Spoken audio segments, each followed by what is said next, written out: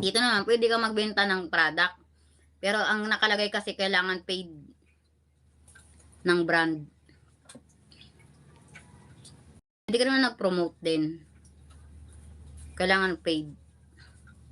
Sayang pag-promote mo kung hindi paid.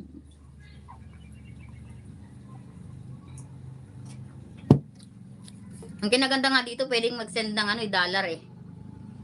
Walang star be. Walang star. Dito pwede kang send ng dollar.